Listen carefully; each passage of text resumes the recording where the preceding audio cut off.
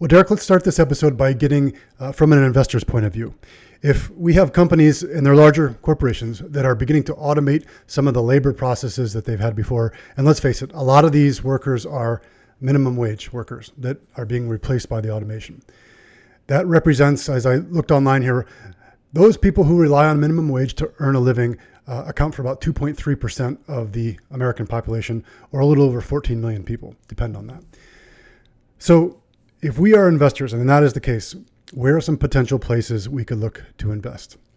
The one that is kind of close to my family is Rockwell Automation. My father-in-law worked for Rockwell for a long time, had a very successful career there. But Rockwell specializes in controls and automating processes. If you go to, took my daughter and my daughters and family to Hershey, Pennsylvania.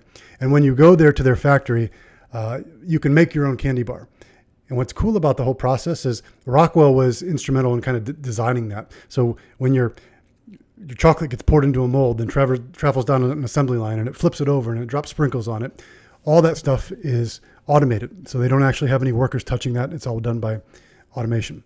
So Rockwell Automation is one of them. They're based in Milwaukee, Wisconsin. They're about a $30 billion market cap. They're actually in the S&P 500. And a lot of the large cap or growth funds that you would get into would have Rockwell in there. So a lot of people probably own Rockwell without even knowing about it. But that's something that we could dive into. They have averaged over the past year, they've averaged about a 27% return. And then, of course, one more here that I'll get onto is a much larger corporation, which would be Siemens. Siemens is a competitor of Rockwell. They're based out of Germany. And Siemens is, I said, a much larger company. They're about a $132 billion market cap. They pay a nice dividend, and they've had competitive growth of 61% over the past trailing 12 months. As I'm looking at some of the companies I looked at, I'm wondering if a lot of their growth rate is spurred because of the COVID shutdown, where companies are maybe in fast forward drive to automate their processes.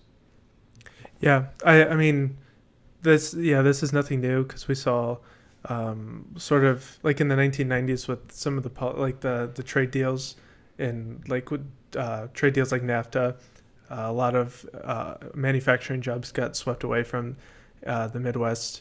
There's a lot of automation. And like you said, I would imagine that those, like in Hershey, Pennsylvania, I don't think that those machines were put in place in the past 5 years. Those are probably there for a good little while now. So as for my picks for how to invest for automation, I think any company that's involved with artificial intelligence and sort of like, I think Amazon's a good play because their sort of warehousing logistics system, Amazon Web Services, I think that's a good bet going forward for automation and AI. And I think NVIDIA is a good one because of those.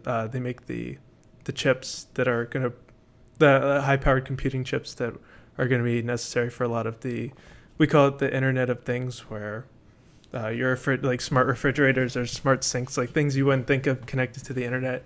Sort of everything's going to be connected to the internet. And like all of those robots making manufacturing, they're all going to be using these chips. And I think you want exposure to that. Yeah. A lot of the companies that, I guess, if you're looking to invest in automation, you could look at the companies that are actually creating the automation or providing it. And I have a couple more here that I want to get into that I thought were pretty cool. But also the companies that are benefiting from the automation. You had mentioned Amazon. Amazon would be a great example. I mean, it's not hard to imagine a future with Amazon where you've got robots running the warehouses, you've got robots delivering the items or drones or whatever that is. So right. You could see a total mechanical process there from order to delivery. Even a company like McDonald's, like you could say, okay, are we automating the cheeseburgers, the making of that? Well, even like, and you're seeing this now, like you can walk into McDonald's and they have those kiosks where you could push button. The person who was taking your order before can be easily replaced by entering it into a computer, and it delivers your orders, and you can say no pickles, no onions, all that stuff, right? And that makes McDonald's potentially more productive. It's got maybe an upfront cost in getting that going on, but you don't have people calling off sick. You don't have workers that are inefficient at that job. So in the long run, it potentially makes companies more efficient. The company that caught my eye that I thought was pretty cool is a company called Zebra Technologies. Have you heard of them before? No, I haven't. So Zebra Technologies, ticker symbol ZBRA, up 102% in the past trailing 12 months. A PE of 41, so it's a little bit rich right now. But one of the things that they do is they make these printers that sell wristbands and labels and tickets. And so an example that they came out with is they had a shipping label that was temperature sensitive, and it was used to distribute the vaccines so that they could tell if the items inside that package or carton were under the required temperature in order to make the vaccines effective. So that's really interesting. Yeah, right. You essentially have a smart label there that tells what's going on with that. Another company is called ABB Ltd, which makes robotics. They actually make the robotics. This is an interesting company, up 81% in the past trailing 12 months, headquartered in Switzerland, but its PE is only 13. So that caught me because here's a company that's up 81% over the past 12 months, but still only has a PE of 13. So I'm probably going to take a little bit deeper dive into that for myself to kind of see it. I'm not saying that's an investment selection that you should go out and do, but that particularly caught my eye because right now what we're seeing, Derek, in the market is these high valuation companies that are reporting great earnings. The market's having a harder time sending them forward. So if we can find something that maybe has a lower multiple, potentially that is an investment opportunity. Yeah. The Warren Buffett model, value investing versus growth investing. We talk about that all the time. Yeah. We're right in Warren Buffett's wheelhouse right now in the current market. Right. Yeah. I mean, he always has that analogy of like the batter's box where you have to wait for your pitch to come in. He's probably swinging.